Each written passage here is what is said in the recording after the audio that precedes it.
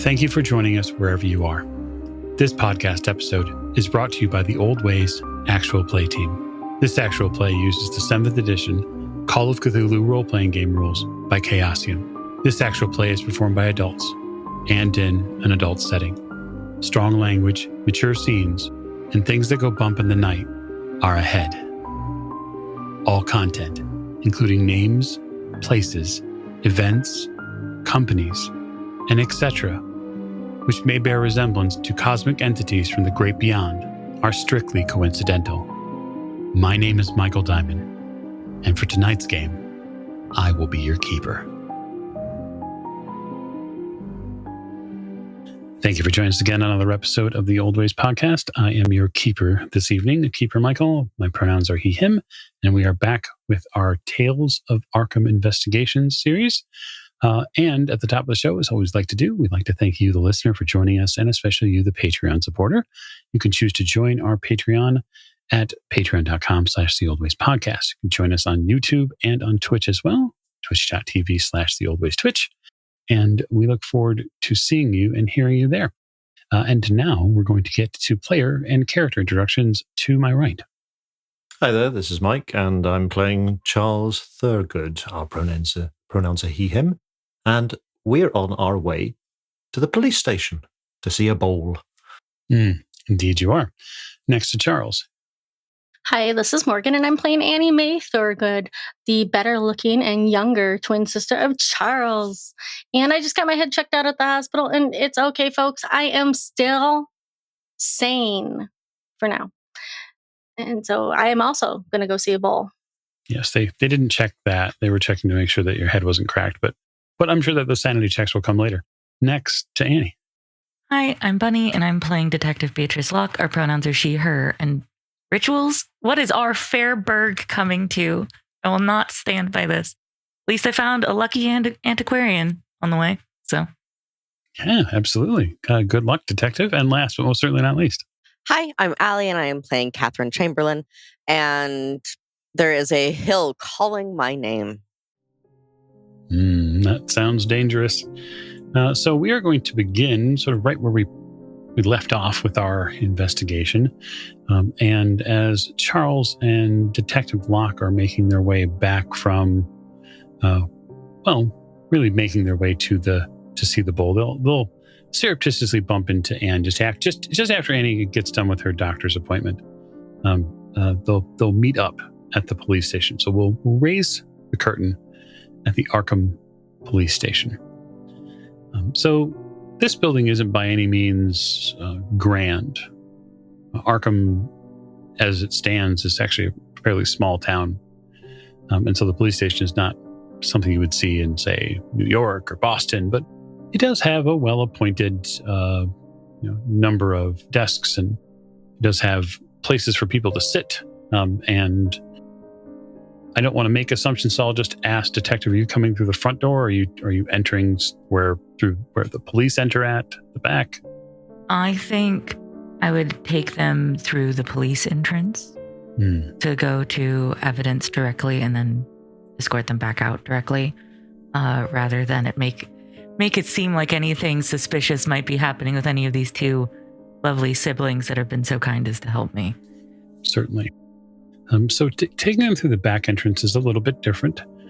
When you enter the back of the police station, there's a single sort of tiled hallway that leads back up towards the front, and then there is a door sort of immediately opposite the door you enter, and there's a sign on it that says "Official Police Only." It's very, very official.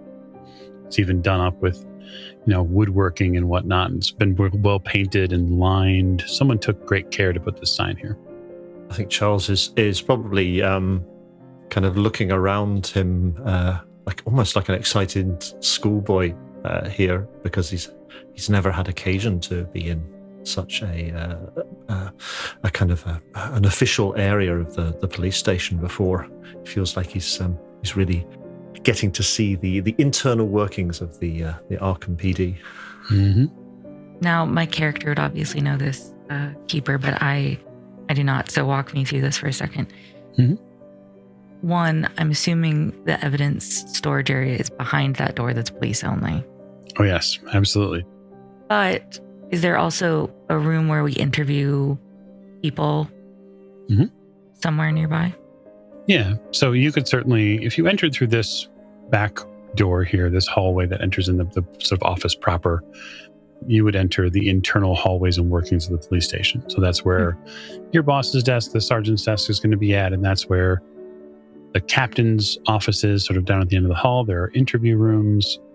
You'd know where to go all those places. The sensible thing to do, if you were bringing in what you would believe is a subject matter expert, would be to get them to an interview room, right? Let the front desk secretary know that you have people in what room that you've placed them in, and then go to the evidence locker, acquire said bowl, bring it back. You'll have to sign paperwork to take it out and whatnot, and then go from there. So, Detective, where to? So, thank you, Anime, for joining us also. If you could just wait here in this interview room, then I will bring the evidence to you. Oh, yes, of course. Is this where you interview your suspects for all the crimes that are committed in Arkham? Yes, it absolutely is, but also any witnesses. Oh, does it have one of those mirrors which are one way, and the suspects line up along a wall on the other side, and you have people in to come and identify them and say, yes, it's that one, the third one along. He's the one who stole my wallet. I love how excited you are for this, sir. But if you would please just wait here in this interview room, I will go get the bowl for you to inspect.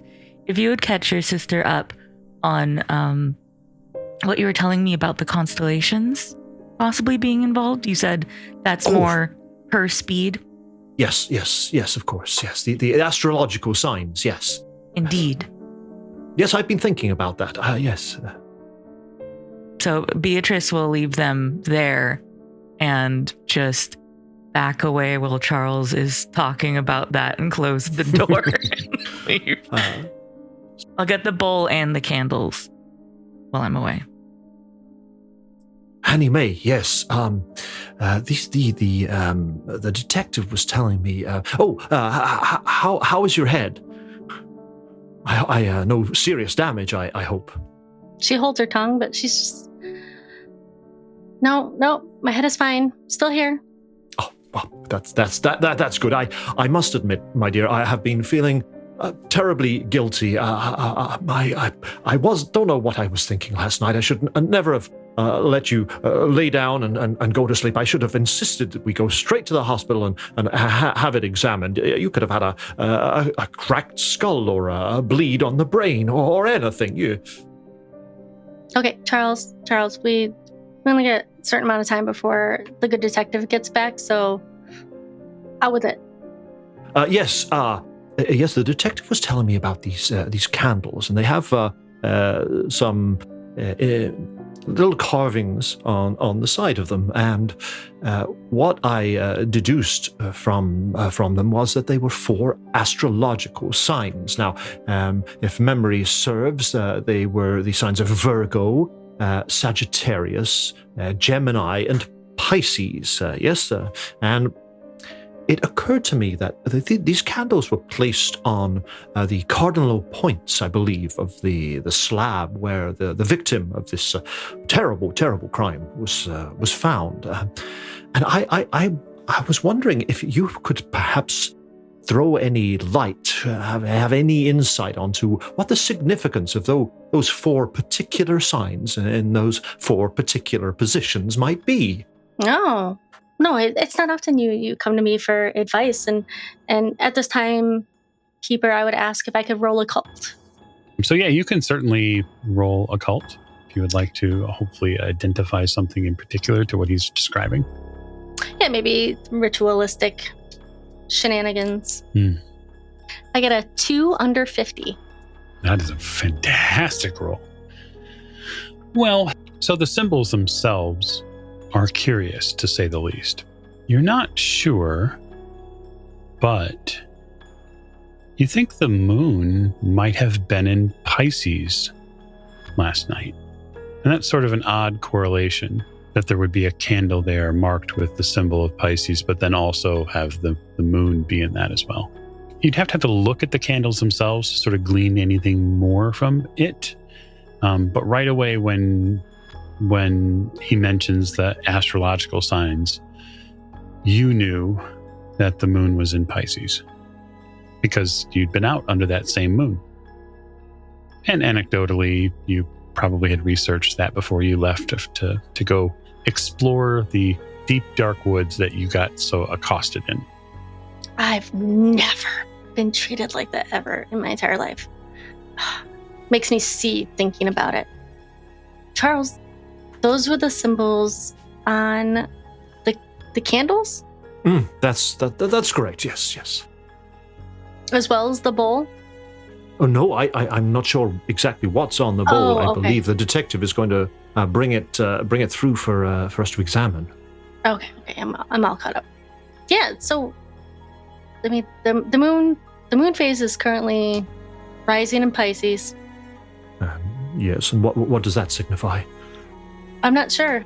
Yeah, I'd be interested to see the site where the candles were found, and have a look at that bowl as well. Oh yeah, you think we could go and take a look at the actual what would you call it, the scene of the crime? The scene of the crime, of course. Yes, the scene of the crime. Well, yes, that sounds terribly exciting. I'd be more than happy to accompany you if I may. Well, as long as maybe Detective Locke would take us there. That would maybe you can ask her. She seems to be not immune to your charm. Oh, Annie May. I mean, really, I don't know what you mean. So speaking of Detective Locke, Detective, you get back to evidence, and you see Sergeant Lee Hornsworth. He is I think he's probably a younger man, having worked under the former sort of inventory quartermaster person there for a few years. He's taken over the position. He's very bright, very friendly, almost fastidious with his work. And he is sitting in his office with the doors to all sorts of evidence behind him.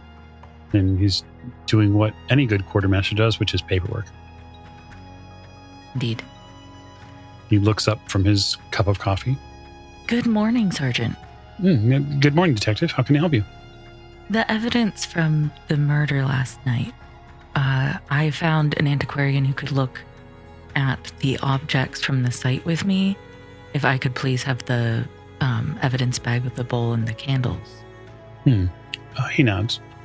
Now, the captains told me that we're to limit people interacting with any of the evidence in the case, but you're on the list, so here's the clipboard. Go ahead and sign it out.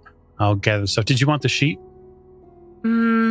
Sure. What the experts I have with me might be able to shed some light on that, but my main worries here are the bowl and the candles. Very well. I'll get them for you now. He stands up and fishes into his pocket, takes out the key, unlocks the evidence room, and then steps inside. And as you're penning your autograph onto the checkout form, he returns with probably a small metal tray that has raised corners and the remains of the candles, and then the bowl itself. You see that he's handling them with gloves. Sets them down on the table. Thank you. I will glove up myself. Oh, this is for you. Sorry. I remember how much of a sweet tooth you are, sir. And I, out of my little belt bag, I'll pull out a thing of Abba-Zabbas and give it to him. Oh boy, yeah, he lights right up. Oh, you are just the best. We take care of each other here, right? We sure try to. Good luck with this one. I heard that it's pretty bad. Gonna be frank with you, never seen anything like it. Sorry to hear that, Detective. Well, there's a first time to solve anything, right? So she'll carefully take the evidence and return back to the Thurgoods. Okay. You enter back into the interview room, and Detective Locke carries a tray with what looks like 4 lumps of wax and then a silver bowl. So for narrative purposes, the bowl is about 15 inches across. It is 5 inches deep. It has a rimmed bottom and a pair of engraved handles. The basin is divided into 8 panels. 2 panels bear an identical coat of arms. This is most interesting. May I? And I gotta go to pick it up to examine it. And she'll offer gloves for the both of you. Please don't touch any of that with your bare hands. Oh, of course, the fingerprint evidence and so forth. Yes. Yes, thank you. Yeah, so I'd like to examine this bowl, the engravings, and the coat of arms to see if certainly anything means anything to me.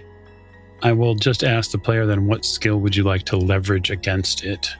Well, and possibly a few skills. Appraise, certainly, to get an idea of its value, and that maybe might give me a little bit of an idea of its its history and origin as well. And I think maybe anthropology, maybe, to get a little bit of an idea of its if it could have been something that would be used as part of a cultural religious ceremony or something like that. Okay. The coat of arms does seem to indicate it is it belongs to like some sort of well-to-do family. Certainly. So I'll go ahead and make your appraise roll first. Sure. That is a big old fail. It's silver, and obviously it's expensive. Okay, fair enough. You actually have a couple of potential skills to roll against on this, so that's perfectly fine. I'm happy to give you a spot hidden next. Oh, okay. Ooh, that is 1 over. That's a 46 and a 45 on my spot hidden, but I'm more than happy to spend a point of luck to bring that down to a normal success. So spending a point of luck gives you a success on that, and what you find, a small marking stamp on the bottom of the bowl. That marking stamp is a diamond. It is surrounded by the letters I and N. This would be the maker's mark. Does that mean anything to me? I and N, silversmiths? Not just yet. So that could be hinged upon another roll. Because Annie's in the room, you could also roll occult based on just sort of looking at this after some information is brought up as well. So after we develop here a little bit, you'll get an opportunity likely to leverage your skills.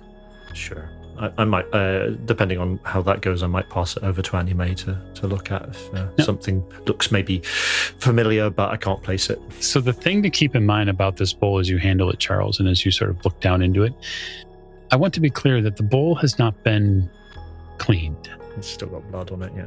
Yes. Yeah, I think I'm being very, very sort of gingerly handling it and looking at it, and maybe there's a slight expression of kind of distaste on his face as he realizes that this is the blood of a dead guy. Thank you for stomaching working on this. I know it's not the most appealing situation to be a part of.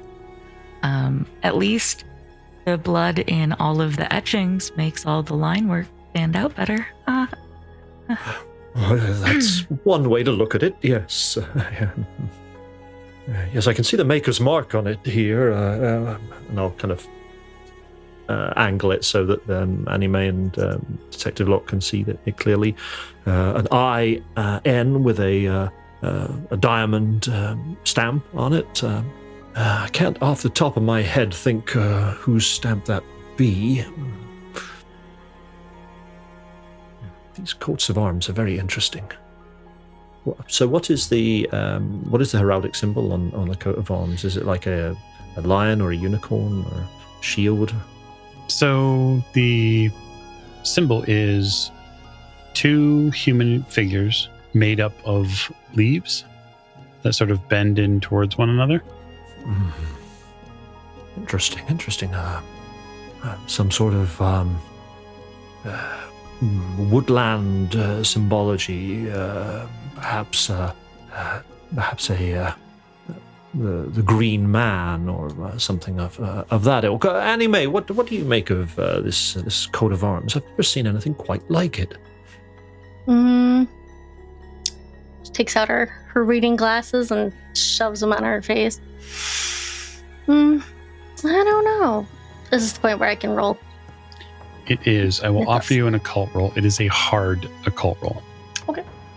Well, I get an 88 over 50, which sucks way more than that 2 under 50 I had. So I'm going to push the roll. How are you pushing it? I'm going to take the bowl gingerly from Charles. I have the gloves on as well. I'm assuming they're cloth gloves and not latex gloves at this point. Yeah, no latex. So I'll kind of pull it up closer to my face, get it like the light that's in there, hold it up more. Hopefully I don't slip and drop it. I get a 12 under 50. Oh, fantastic. So that is a hard success on a push. So it doesn't come, though, without some nauseating experiences. You tip the bowl up to get a better look at it. And as you tip the bowl up, a chunk of viscera slops out of the bowl and onto the table with a plap. In doing so, though, it does lead you to believe that there are some rather strange symbols here that are etched with acid into the bottom of the bowl. They don't align with any of the other decorative or decorative working or maker's mark stamps that are in the rest of the bowl. This is wholly and completely different. The language isn't one that is readily spoken, but in your occult studies, you've heard of languages like this. There might be perhaps someone at Miskatonic University that is familiar with this language, but they're a race of people that existed hundreds, if not thousands of years ago, and their language was been left on stonework or tablet work over many places, not only in Europe, but into the Mediterranean. And from what you remember in your studies, they're called the Hyperboreans. All right, so you see how this symbol right here curves a little bit to the left, and it looks like a square, but it's really not a square. It's an eye shape, almost got a couple of dots in it. All right, so is it a sort of a cuneiform style script? Yeah, it comes from a little bit. I mean, maybe it comes from a race of people called the Hyperborean. And I'm really sorry, not... Did you say the Hyperboreans? That is a prehistoric civilization, incredibly ancient. Yeah, do you know much about them? I have a colleague at the university that could maybe get us some more info. Well, Hyperborea was it's more. I mean, there are academics who would dispute its very existence. It's more a very incredibly ancient civilization, but quite an advanced one when humankind was banging rocks together to make fire. This apparently this great continent of advanced peoples existed, but no actual evidence of any credibility has been yet found to give us confidence in the fact that it was ever there at all. This is most unusual. Oh, so like the Atlanteans. The story, a similar type of civilization, yes, indeed. And you say that this is the Hyperborean script. Very, very interesting. Are you able to translate it? Oh no! I have a dear friend named Frederick at the university that could probably decipher this for us, if Detective Locke were so inclined to allow us to go there, or I could etch it down instead of taking Annie Mae isn't quite sure procedures in the police world, so she's just like, we could just take this bowl with us, and then it kind of dawns on her. I could probably just etch this down instead of taking. As she's staring at the piece of body part or blood or whatever might be laying on the table. As the Thurgood siblings finally slow down for a beat, they might notice Detective Locke has sat down across the table from them, is taking notes on them. And the things that they're saying. If one of them catches her notepad on the table, they'll note that there's a lot of quotation marks around things that they've said. Atlanteans, Hyperborean. But talk of taking the bowl out of here, and then a pause would definitely get her to actually do more than study the experts in front of her. I'm sorry. Yes, you cannot take any evidence out of this room with you. I will have to return it to the evidence storage area. So anything you want to research or, help find the meaning of with other experts is wonderful and very appreciated as the leading detective on the case, but would have to be written down or drawn or otherwise noted. Also, as far as doing any etchings where you'd lay the paper on a surface and rub something over it, may I remind you that you'd be getting much of the victim's blood on whatever paper you'd try to do that on, in like a not super wet, but I think more than you'd want it to kind of a way. I don't think that'd be a wise idea to directly rub paper on the viscera.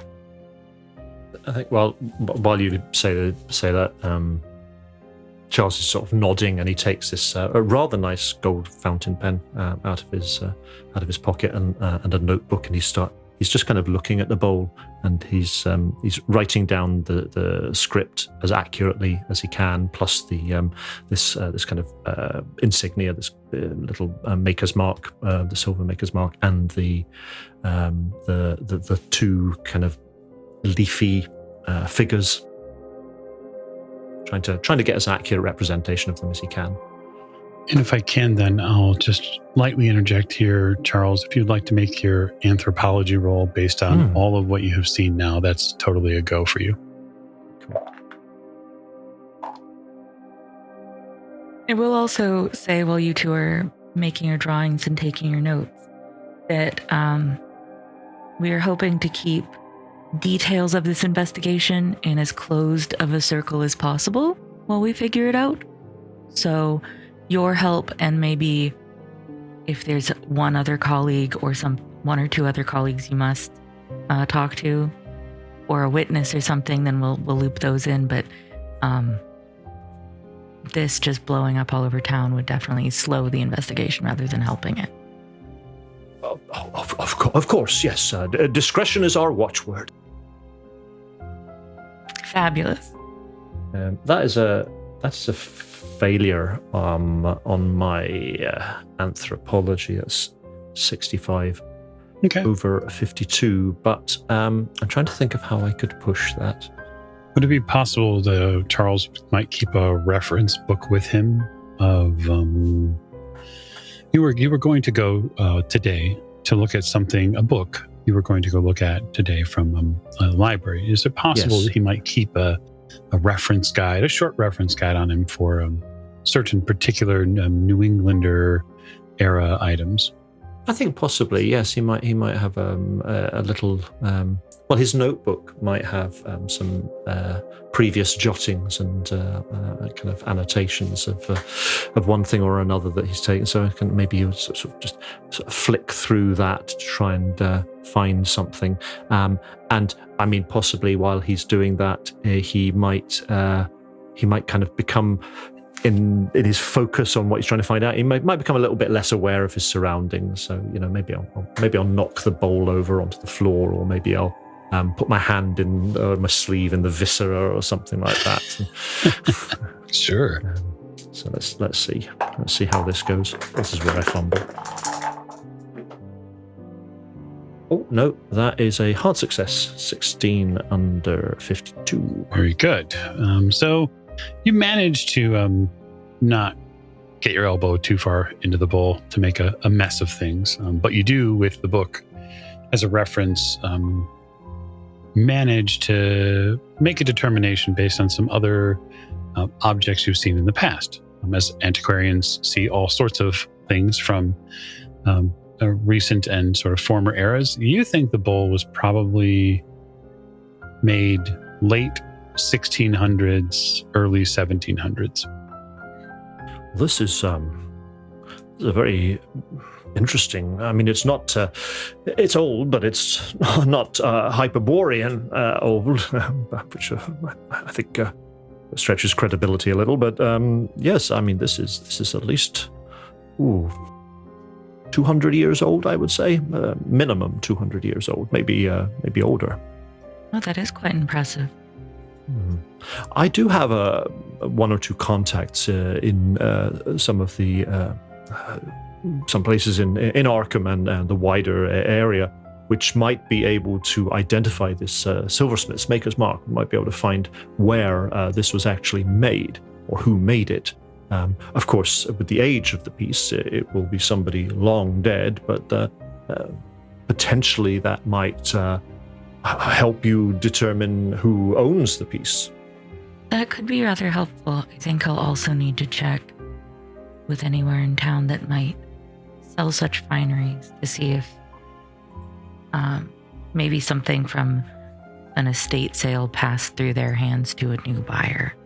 Yes. There is one place that springs to mind, but the proprietor is somewhat, shall we say, eccentric.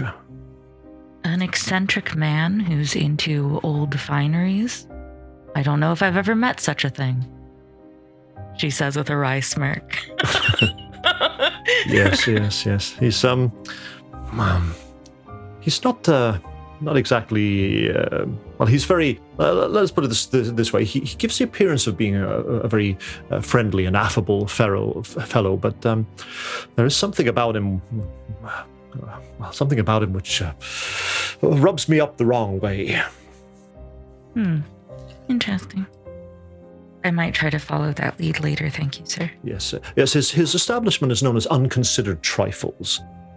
I was busy writing down the symbols from inside the bowl when I could look over Charles's shoulder. And May, did you have any thoughts about what the candles could mean for us, or do you need to know any more about placement? I don't really mess with things of this nature.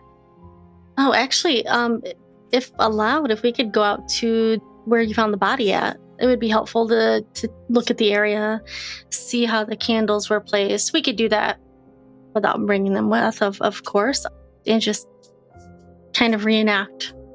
It could really help trigger some thoughts on where I think they might be the perpetrators. She's trying to speak like a detective might do next. I do love a good mystery.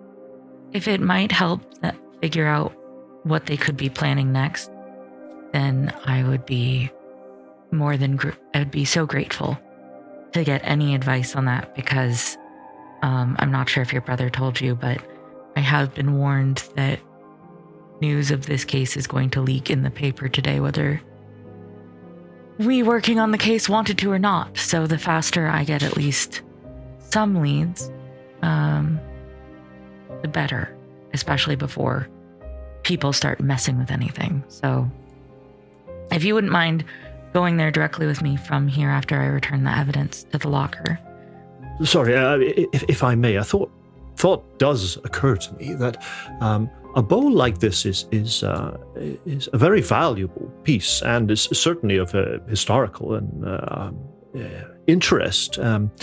It would not be in the possession of somebody of limited means, shall I say.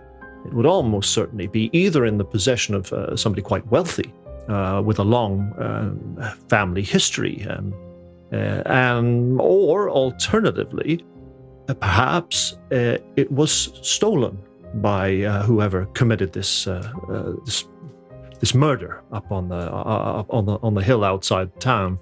And I wonder if perhaps there have been any notifications to the authorities of a theft of valuable articles from an affluent family. Assuming this is from Arkham and the area. Ah, quite right. I don't know offhand, but why don't I will return these items that I've checked out. Oh, wait, hold on. I don't know if it'll matter, but there was also a sheet of fabric that we found that seemed less important to your expertise, Mr. Thurgood, but Ms. Thurgood, I don't know if it's relevant to the types of things you are knowledgeable on. There was quite a large cloth. It was cerecloth, so it's wax linen. It was 12 by 4, so quite large. You could easily move people or other things in it. Looked like it had been used many times. But that was also found at the scene, and I'm not sure if white cloth matters to these types of workings that you are considering it might be, or anything. Sorry, I just felt like that might be a relevant note to make. It sounds like, to me, I don't know what you think, Anime, but it sounds to me like either a tablecloth or one of these cloths they use to wrap bodies in for keeping them in storage if somebody's passed away, for instance. Having that said to me, Keeper, does the idea of it being a tablecloth sound that weird since I've seen it? Like, does that click in my brain as like a potential, or did it not seem like something somebody would use on a table? So, no, this doesn't strike you as a tablecloth. This strikes you as something unlike a tablecloth. Okay. Yeah, I didn't really feel like a tablecloth when I was moving it. But I like the brainstorming. I do like spitballing. There's no bad ideas in a situation like this. Only possibilities to rule out. Brainstorming and spitballing. I'm learning all sorts of new terms today. Why don't I... Do you have any other questions or any other notes you need to make? Any other examination before I return these? Anime? Nope, I got what I needed. It's her chicken scratch of the symbols. I think I have seen all there is to see. I'll just have one last look just to make sure I've not missed anything. I'm just going to cast my eye over it just to see if there's anything else I can that I haven't noted to take down. Before I return them, could I make a spot hidden on them also, just because I haven't actually gotten to yet? Yes, certainly. That's a 79. Okay. Over 59. So That is not seeing crap. That is these are bowls with some viscera. Yeah, you see the bowl in front of you. You see as described. You see the things that have been pointed out already. Well, the strange wording or letterings at the bottom of the bowl that Annie Mae has said that is potentially a Hyperborean language, whoever the Hyperboreans were. Then there's the maker's mark, and then, frankly, it's been used. So, Indeed. But yeah, so we'll leave the three of you at the police station for the moment. Well, Detective Locke takes it back, and we're going to move camera to see Catherine at her family's for dinner that evening. So, Catherine, apologies for the wait, of course, but I need some information from you. Okay. Tell me about your family. Your mother, your father, people who might be there. So it would be just my parents, my mother and father, because I'm an only child. And my father, whose name is James, he's a mortician at a local funeral home. And my mother, whose name is Ruth, is just a housewife. She helped out at the same funeral home, like dressing bodies and stuff after they were prepared. But once she got married, there wasn't a need really for her to work anymore. So, very well. Small family. So what does your small family eat for dinner?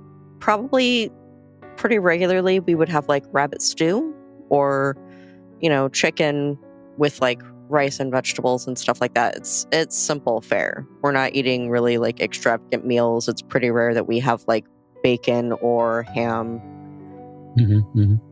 So it's probably a typical dinner. It's probably a stew or fowl of some kind. Okay. I can imagine that it's not a holiday by any means, unless they're Catholic. No, they're Christian, but not Catholic. Okay. As many of us know, that is a difference. So they don't celebrate All Saints' Days as Christians. They're not worried about that. That said, you're sitting down to dinner with them, and they're doing what they would normally do, which is ask you how school is going. How is Miskatonic? How are your studies? My studies are going well. They've probably heard me mention the teacher that I have a lot of like high praise for. And I probably talk incessantly about her at almost every family meal. Yeah, your mother probably is very receptive to you, to the stories about Professor Schumacher and her having come to Miskatonic and been such a sort of virtuoso with her program. Your father sits down at the dinner table a little late and says, "This is ghastly." He sort of presses he has something in his hand. Looks like it's the evening news. Well, what's that? The headline says, "Murder at Robbins Hill. Killers flee scene." And a big exclamation mark. Oh, well, I didn't hear anything about that. Looks like it's written by William Peck, exclusive for the Arkham Gazette. Well, I hadn't heard any rumors at school about there being a body. Your father interjects, "You don't go to Robbins Hill, do you?" No. That's good. We want you focused on your studies. Well, of course. Yeah, looks like it says here they unidentified was bound at the hands and feet. That sounds awful. It's ghastly. Your father, of course, is immediately interested. Oh yeah, given what he does for work. So it doesn't say who it was? Yeah, it's right here. He sort of thumbs through the article a little bit. Oh, they mentioned somebody here. Endicott. Oh, it's a farmer. Yeah, I know the Endicott family. Oh, geez, they found it right by his house. Sort of shakes his head.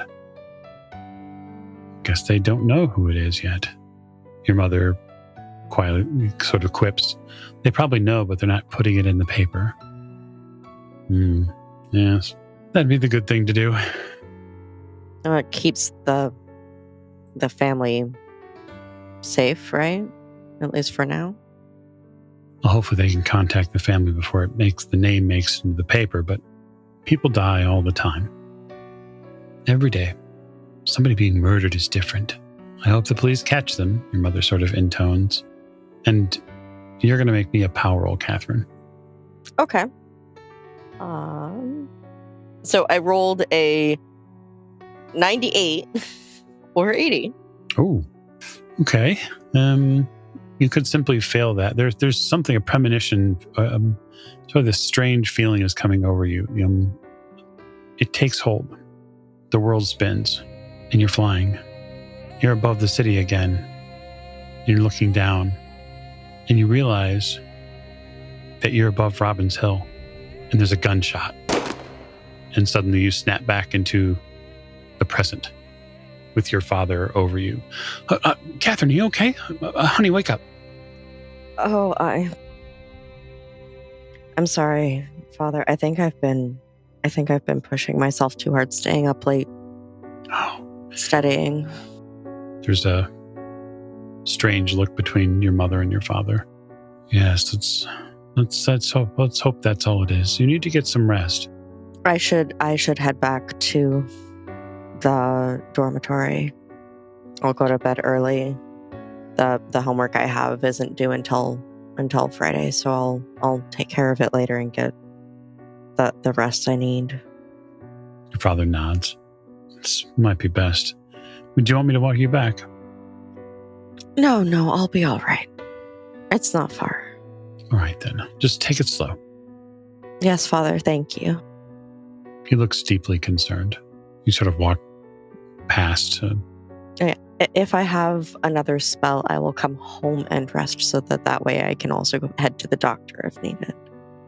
If you have another incident, I want you to report it to the school and have their physicians there look at you. Yes, sir. Good. Be good about it and get home safely. I will. And I'll head out looking extra ginger and frail so that my parents know that I'm going slow. And as soon as I am clear of eye line of the house, I'm going to fucking Robbins. Okay. So there's been a little timeline advancement at this point. And so there was discussion perhaps after talking with the police. There's a potential about going and investigating the murder site. And so later that day, sort of into the twilight, Catherine, you fish your way through the streets of Arkham, out Water Street, all the way to Robbins Hill on foot. And I'm wondering if perhaps the Thurgoods and Detective Locke are going to take an automobile. Yeah, I would have driven us in Dad's truck. So the three of you in the vehicle will arrive first. Robbins Hill is a fairly well-known location to most people who live in Arkham. It's not something that is unknown or quiet for that matter. It's a small, again, Prominence, sort of northeast of Arkham. It's north of Water Street, just before it becomes Martin Beaches Road. The hill itself sits on a boundary line between the Wallace and Endicott farms. And it's really just sort of like a jumble of substantial granite, honestly. It's covered by scrub trees and brush. Again, about 40 or so feet in the air above the surrounding farmland. The nearest road is about half a mile away, so it's a bit of a hike to get to it. But as Detective Locke would be aware, there are some rough hills, and I would imagine Annie Mae's probably been up to Robbins Hill before, maybe in the past. Well, yes, in my partying days. You mean last week? Yes, party with the ghosts. That's right. Okay. So the three of you arrive back at the Robbins Hill site. Thank you for coming all the way up here with me. That's some hike. Ooh. Yeah, it's a little rough. I'm not as young as I was. I'm not in the best of shape. We can take it as slowly as you need on the way back down as well. Going down's no problem at all. It's the getting up in the first place that's the struggle. Of course. I'm sorry, sir. So, when we get to the top of the hill, I'm assuming that it's about the way I left it last night, unfortunately. Oh, yes. Okay. Yeah, so there's a stone slab here. You can tell that there was quite a bit of direct evidence. That's the best way to say it. That was on this slab. The slab itself has evidence still around it. Has not been cleaned by any means. Has it been dry? The weather has not rained on it or anything? Has not rained. So the victim was tied, oriented this way between these boulders, which would make him sort of a north-south alignment. And then this is where the candles were. And you'll note that there's plenty of old wax that we didn't scrape up. All of the current candles were the most relevant from what looks like burning down candles many times here over a period, which makes me believe that this site isn't new to this kind of use. But if you have any other questions about anything that I can help with, I'm happy to try, but I'm hoping that you might have some interest in anything here based off of positions and alignments and stars. I don't know what you do, Anime. I'm sorry. So I go and jump on the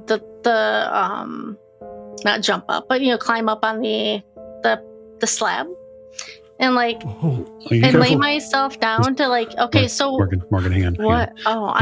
You will not have to jump up on it at all. Oh no. The slab is on the ground. Oh, okay. So I trip over it and lay down. Is it actually at ground level then? It's not kind of roughly raised up? speaking. Yeah, it's raised up a little bit, Yeah. but you wouldn't have to jump on it. And it's slate, did you say? Yes, it is. A slate it's slab. Slate, dark with blood, just laying on the ground.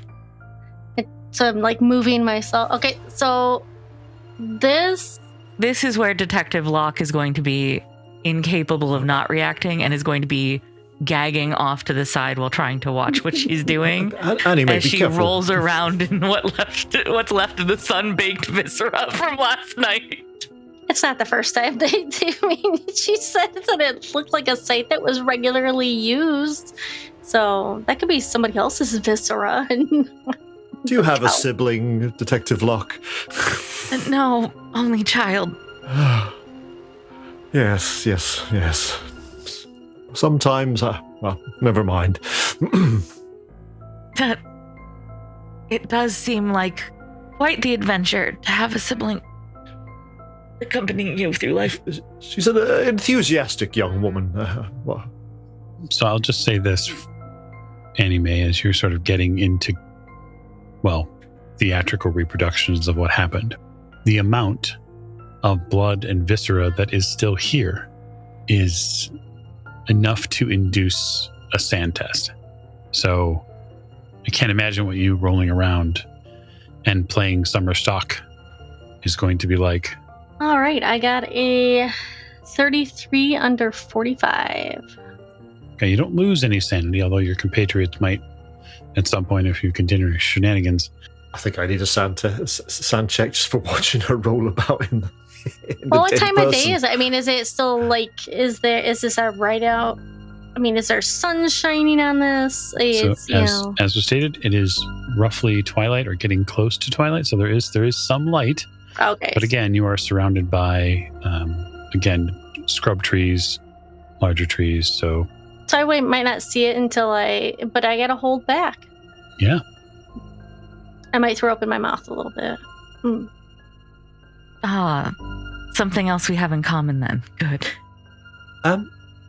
Keeper. Yes. A large slate slab. About how big is it? And how thick would it be? The slab itself is irregular sized. I'd probably say that it's not a neat rectangle then. No, sir. It is not a neat rectangle. If you had to judge, it's probably at least, he was pointed north-south, so in the north-south location on this section of the slab. It is probably about, I'd say, 8 to 9 feet wide. Okay. So if he's pointed north-south, right? As far as the length of the slab, it's probably 10, 12 feet long. All right. It's pretty huge. It's considerable. You would imagine it probably weighs a ton. Yep. That's what I was thinking. And is this part of the geographical location? Would slate be likely to be found here, or is it more likely that it's been brought here, presumably by like a truck or something? This is most likely part of the naturally occurring glacial movement that happened. You can't imagine a truck and a team of people bringing this. You're talking about something that's sort of, at that point, Egyptian in nature. It would be pharaonic to move a slate slab up. And everyone would know. Everybody in the city would know a moving team was doing that. Well, I mean, not if it had been put there 200, 300 years ago. But yeah, that's fair. If this isn't a slate, geologically not a slate area, then it would be an interesting geographical feature to have this large slate slab here. But if it's kind of likely to be found here, then that's not quite so significant. Then I don't think. Yeah, I would say that depending upon your natural history, you could make a natural history roll for that if you wanted to back up the information. Natural world roll. Oh yeah. I don't have any natural history. That is very, very far off my natural world. I haven't the faintest idea. As far as I am aware, this is made of jam. Sure. But yeah, this is certainly the site, and as was stated before, it does look like that there are, like, the whole area itself has blood markings on it. This is certainly not a single occurrence. At least you don't think. Well, since we have history, Arkham, can we roll to see what other incidents, like, have there been other incidents like this in Arkham's history? Yeah, you can certainly roll to determine if you've heard about stories. I get a 62 over 20. I don't know diddly. Yeah, nothing like this. This is very striking. Let me, unfortunately, paint a picture for you. So, and she will walk through the details of the night before, the orientation, where the candles were, where the cloth was, and describe the waves of darker and darker stains on that cloth that would allude to the fact that it's been used several times at least. And then that fact mixed with the blood on the slate here, this is very unlikely to have been their first time doing this. But since there haven't been reports to the station about murders like this in the past, maybe they didn't do humans before. If it was animals before now and they're working their way up, then maybe that would be why we wouldn't know about the use of this place before now. At least I wouldn't. But I'm just spitballing here because basically what happened was last night, probably around 1 a.m., some poor unfortunate soul who I am not at liberty to disclose yet was brought up here, likely dragged based off of the markings on the ground over here. And they used the bowl to gather blood and viscera from him while disemboweling him, where Annie Mae was just laying. And I've never witnessed or worked on a case anything like this before, so that brings me to the edges of my depths. So, so I understand more clearly, how exactly did you discover this man? Was his body here in the morning, and a farmer out doing a farming activity found the body here on the slab and reported it? So As you'll note that we are between the two farms. Unfortunately, Mr. Endicott, whose farm is just over that way, he heard the scream last night of the poor soul that was up here, and came running out with his shotgun and fired off a shot. The two people that were up here two people seen running away. I don't know if more were previously up here. There were just too many frantic footprints of ours, the farmer, other people moving around the site to really make out exactly how many feet had been up here before, but two people were seen running off that way. But I could only track them to where the road started, and they drove off. So they were caught in the act. They were caught in the act. Well, it occurs to me then that perhaps this was a fortuitous happenstance in terms of your police business. Perhaps the reason that you don't have any previous reports of this is because they completed their business, if I might use that phrase, before anybody noticed and removed the body. Now, you say it could well, yes, indeed, have been an animal's body. Do you have facilities at the station or possibly at the hospital to be able to test the whatever it is that's soaked into this cloth to see if it is blood and if it is human blood or animal blood? I'm wondering whether there were reports of people going missing that perhaps weren't taken seriously, or perhaps some poor wanderer who has down on his luck or somebody or something, and nobody would notice had gone missing, was a previous victim of these awful people. Well, blood analysis is relatively new in our line of work. Just the science is starting to be able to do that. We do have the ability to do species identification. We definitely could see if something is human blood versus animal blood, but if it's all mixed up in there, it's hard to say how much of it, like how much is from this guy, how much is from past instances. If both are found, how many times of which, like that would be out of our depths. But just whether or not it's human blood or animal blood present is something we can do with some fair certainty. If I could have Detective Locke and the Thurgoods make me listen rolls, please. No, I think Charles is far too caught up in his own kind of attempts to figure out what's been going on here to be aware of what's going on around him. Yes. 39 under 60. Oh. Perhaps they buried their previous victims around the site here. Perhaps they didn't take them away at all. Anne? It is 94 over 20. Oh, my. So, Detective Locke, you hear there's someone walking up the hill. One second. And the detective will creep towards the edge of the hill further to try to get a look down it. You creep very carefully. So, Catherine, I wonder how quiet and we'll say careful you're being about walking up the hill. Moderately.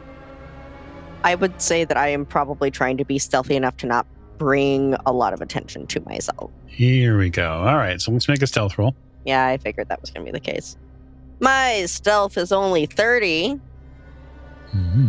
Hey, you know what? I'll take a 28. Okay. We have a successful stealth roll. Yeah. We had a successful spot hidden roll. So the value of, Locke's spot hidden is a little higher than your oh, I'm sure. Your stealth there. So you make out that there's somebody coming up. You can't necessarily see who they are just yet, Detective Locke, but there's definitely someone coming up, and not only that, they are trying to obscure or cover their approach. I'm going to very carefully grab my flashlight out of my bag and shine it right on this person. I'm not going to turn it on until I'm pointing it at where I'm seeing this person trying to creep up this hill. Okay. Please state your business here. I can't explain it real good. That's okay. Why don't you come up here and we have a chat? You have nothing to fear. I'm Detective Locke from the Arkham Police. And you are? Catherine Chamberlain. I'm a student over at the college. Oh. I will take a few steps down the hill towards her so that we can meet partway. I'm not going to fully walk her around the crime scene, but I will at least meet her on the hill so we can discuss this rather than turning her away, because she could be very valuable. Okay, Miss Chamberlain. What brings you to Robbin's Hill tonight? I keep seeing it when I'm sleeping. I see. Well, as much as I'd love for you to get to take your dream hike, at the same time, this is a crime scene that I am in charge of, so I'm going to need you to not poke around here this evening. Is that where the body was found? Excuse me, miss? There was a body found. Arkham Gazette? Yeah. It was in the evening news. Applesauce. Okay, great. So, yes, this is unfortunately the scene of the murder, where the body was found by Farmer Endicott last night. I cannot divulge the private information of this case until we have more that we'll make in a public announcement. Yeah, of course, but I need to understand why it is that I'm continuing to see it when I'm asleep and when I faint and see it when I have an episode. Miss Thurgood, do you know anything about dreams? Yes. Would you come down here, please? Absolutely. I roll off the slab. Look at the back of my dress. Yeah. Miriam's not going to be happy. No. I think Charles has wandered off looking for signs of recently turned earth, because he's got this notion in his head that if they've murdered other people here, they might have buried the bodies somewhere around here. Charles doesn't find recently turned earth like bodies, but he does find like footprints, like actual tracks. Oh, we might just start following them. I love that. Yeah, I locate Detective Locke's flashlight. I'm brushing myself off. Detective, what can I do for you? This young woman, Miss Chamberlain, is a Miskatonic student who has started having dreams of this location and has found her way here because she sees it even when she faints. Miss Chamberlain, when did you start having these dreams? A couple days ago. Yeah, is there anything in those dreams that occurs in each of them? Is it the same dream every time? Do you see any symbols in your dreams? What's the moon phase look like? And I'm just like rapid firing these questions. Is it raining? Everything that I remember is that I am flying over the entire town, flying over the main streets, and I end up here. Are you flying in each of these dreams? Yes. So, do you have an urge to fly away from Arkham after you graduate? Are you close with your family? I'm very close with my family. If I had wished to pursue education in another place, I would have. Could it perhaps be related to a guilty conscience about something? She'll say, suspiciously looking between Miss Miss Thurgood and Miss Chamberlain while taking notes now. Oh, detective, that is a good point. Good point. And I'll just balk at that question like, I don't know, a guilty conscience over what, detective? Did you perhaps know that any of your classmates were going to be doing something they weren't supposed to over the last couple days?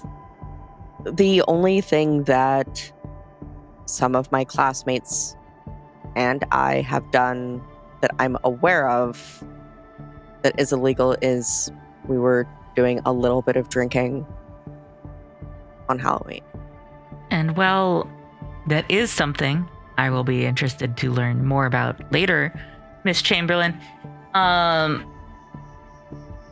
It does not give you, unfortunately, that doesn't give me a good reason to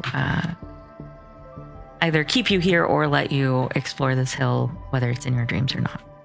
I'm sorry, detective, I don't mean to interrupt you, but based on my extensive knowledge of the occult and in dreams and telepathy, I think somebody was trying to commune with you, Miss Chamberlain. Maybe somebody recently deceased, maybe somebody long deceased. They were guiding you here. Okay. Miss Chamberlain, where were you drinking? We were at the brickyard. I see. Did any of your classmates leave early that you noticed? I mean, there was a girl from one of my classes who ended up leaving early, but I went and saw her earlier today and she's fine. She was supposed to be meeting a young man named Brian, and he turned out to be a jerk, pardon my language, who decided that another young lady's company was more important. So she departed early. Wait, another young lady's company was more important? What do you mean by that? They were supposed to be meeting at the party, and he was with another girl when she arrived. You know who that other girl was? No. Is there any chance that the girl that was supposed to be meeting with Brian would recognize the girl that he had left with, that she was scorned for? I mean, maybe. What was the girl who was supposed to be meeting with Brian's name? Her name is Constance. I have a class with her. Was anyone else that you noticed missing from class today? Any of your classes? Any mutterings in the hallways about people not showing up to school? No, nothing like that. Like, students don't really go missing. I see. Where would I be able to find this Constance? Well, her... And I'll refer... I'm not going to give her that. I'm not going to give her Constance's dorm information. That feels like too much. The class that I have her with is with Miss Shoemaker, professor. The next class is on Thursday. Okay. Thank you very much for this information. So any more symbols in there? Yeah, I'm listening, but I'm not. Miss Thurgood? Yeah. You Yes, had said detective. something earlier about wanting to ask people at Arkham about something. Were you looking for a specific professor? Or do you know? Oh, so I do teach at Miskatonic as well, every now and then. Miss Chamberlain probably hasn't had me in any of her classes because, well, we'd recognize each other or something. And anyways, my dear friend Frederick, Professor Frederick von Lichtenstein, he is an expert in the glyphs that we found at the bottom of the bowl. Oh, okay.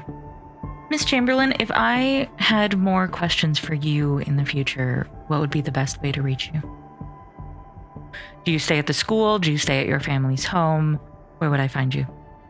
I mean, I have a room in the dormitory. And I'll give her my room number.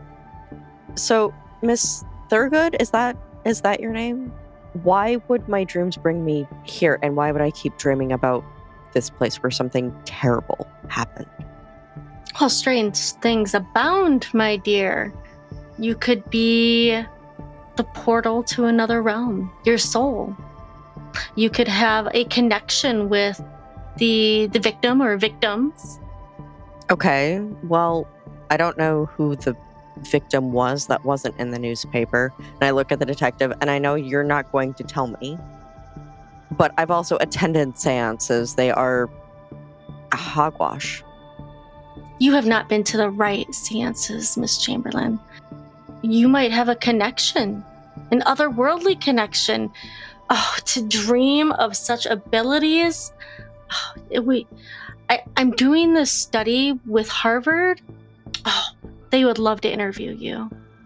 For having a few dreams that lead me back to a crime scene? Yes. I feel like Harvard has more important things to study than that. Oh, no. We are studying so many things about telepathy, telekinesis, extrasensory perception. Do those terms trigger anything in your brain, my dear? Yeah, they sound made up. Well, Detective Locke is going to stifle a laugh before cutting in here. Regardless of one's expertise or not in these subjects, you mentioned seances that you've attended. Any recently? Yeah, I went with a group of students from school to one specifically on Halloween night, because it's something we've done the last few years, but there wasn't anything remarkable going on. Like, there were like 8 or 10 of us, and I only knew 1 or 2 of them. When you do these, what kind of supplies does one use for seance? Oh, I don't know. It's whatever the mystic or medium or whoever has on hand. So some of them have candles, some of them have incense, some of them ask us to bring like an item of someone that we're hoping to connect with. Some of them we can't bring anything with us. We're not conducting them on our own. We're always going to someone who performs them. Do the candles ever have anything carved into them? Honestly, Detective, I don't think I have ever cared enough to pay attention. Mostly because I don't believe in it. You can go back to your dorm now. You will not be permitted further up the hill. And I'll be in touch if we have any further questions. Did you have any further questions for me or apparently this professor at your university while you were here? No. And I'll I'll just wander away. I think just before you start wandering away, I wander back towards you and said, Annie Mae, my dear, do you happen to have a flashlight on you? This man just appears out of nowhere. Right here in my pockets, Charles. Oh, yeah, I pull out a flashlight from. Probably no. I would have pulled out a box of matches. Oh, I have my matchbook. I found some footprints, Detective. I didn't find any signs of bodies being buried around the slab. No. Oh, who do we have here? Are you another detective, Miss? No. My name is Catherine. Oh, Charles Thurgood, delighted to meet you. And I just look at the detective. So they're allowed to be here, but I'm not. He's an antiquarian who's helping me with his expertise. She is helping me with her expertise on some of my findings. They have been cleared to be part of the investigation as consults. Okay. Unlike you, random student who was hiking. So, to recap, accompanying the police and invited here and driven here by the police, not. And while saying not, she will point directly at you. I'm sorry for being so curt. It's just this specific investigation both is already in the papers, no matter how much our department protested that, and that is going to muddy my work as more and more people are going to want to investigate on their own or check it out or visit the scene or the like. And so I'm just a little high strung right now. I'm so sorry, Ms. Chamberlain. I appreciate the apology and your stress, but most people wouldn't have gone, I guess, in my limited experience, there are not very many people that would go this far out of their way to investigate something that plagues them. That's fair. All right, she's going to rub her temples for a second. Let me try this. Is there something you were hoping to see while you were here? I mostly just wanted to compare it to what I have seen. I didn't want to necessarily disturb anything because I know how that can complicate matters of investigation. I understand that. But if I'm seeing this constantly, it's going to just be worse the longer that I don't see it. I'm not asking to bend down and look at everything from a detailed eye or touch everything. I just want to look to see if it is what matches up to what I've been seeing in my dreams. That's all. Okay. You don't have to leave me alone. You can monitor me for the entire time. How's this? I'll walk with you around the place and don't touch anything? Absolutely. All right. Come on then. Okay, so I think as that unfolds, as we're going to call our episode to a close here with Catherine getting an opportunity to perhaps investigate the hill that she's been seeing in her dreams. And who knows what we might find as our arc of investigation series continues on the Old Ways. So thank you and good night.